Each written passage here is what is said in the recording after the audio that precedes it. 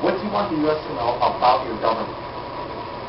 Well, due to the way our government is set up, we have a much different view on the basis of government.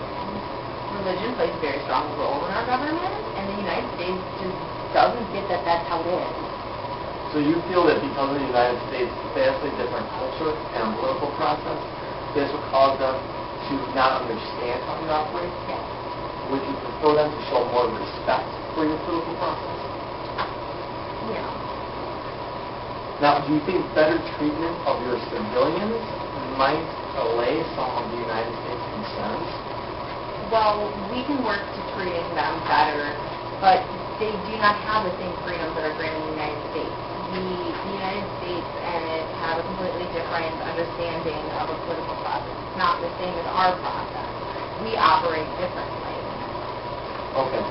Now, if Iran were to treat some of their civilians more humanely, would they allow you then to be able to show respect for their own individual political process and allow them to remain more sovereign in their nation? Yes. Granted doesn't have medals and military affairs. We're starting our prisoners, and then with other military commissioners who defense. I think Iran would respect the way you handle prisoners at Guantanamo Bay if you were able to treat them a little bit more humanely and appear to the rest of the world that you really cared about how they were treated. Yes, we can treat them a little better and show the world that we are really concerned about their well-being. Okay, I think we've reached another agreement here, which is that you, the United States, will show more respect to the Iranian political process and their government, considering their culture is based upon religion, and religion plays a large role. And also, I think, as Iran, you can show less criticism of the United States for their treatment of prisoners as well. So we both agree with this as of so far. And then regarding the human rights affairs, both of you can let each other remain sovereign and choose on your own how you choose to deal with these internal humane policies. Now, the last and probably most important issue that we need to bring up is the issue of military options, which the United States brought up in their opening statement.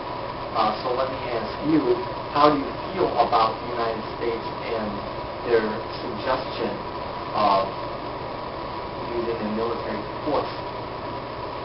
Well, we have concerns due to the fact that the United States went into our neighboring countries and they used their forces in Iraq without our consensus at all, and they didn't let us know about the status of the weapons of mass destruction.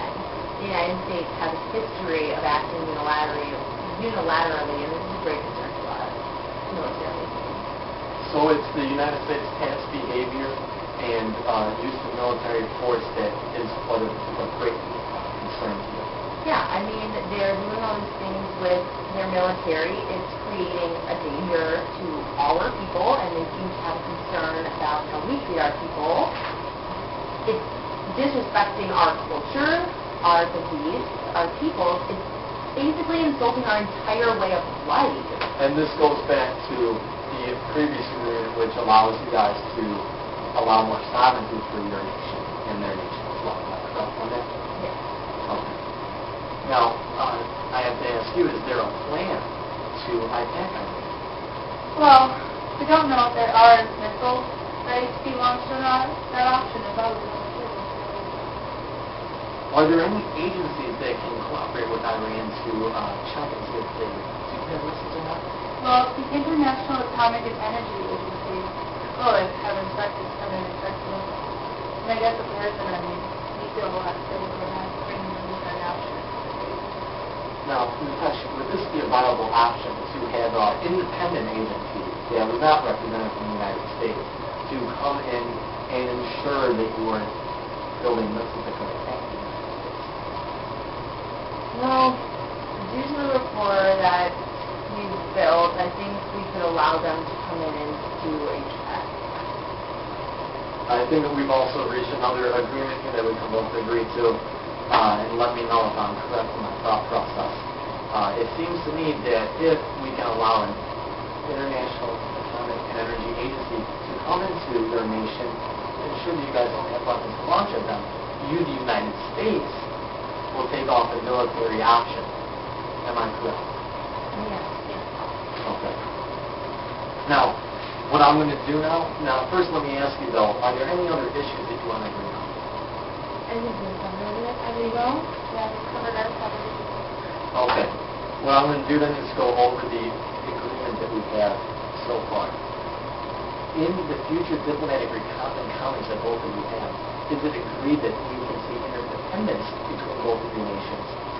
Or we can allow Iran to save face, Iran to save face to the international community, provided that you guys do not make any threats to the United States.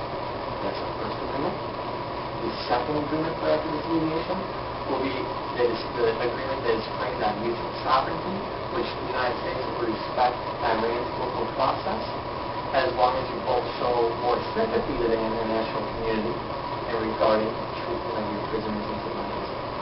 And then the third agreement that we have is that we can both agree that the International Atomic and Energy Agency can come in to Iran, make sure you guys don't have many missiles, so this way the United States will not feel threatened and can take the military option off the table. This is all agreed upon?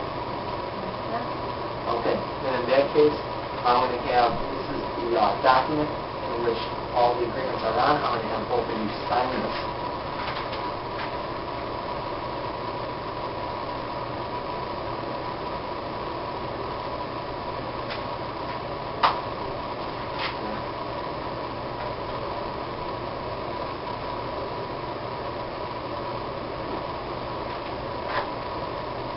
Thank you both for coming to the mediation process. I'm very glad that we could all come to a mutually acceptable resolution.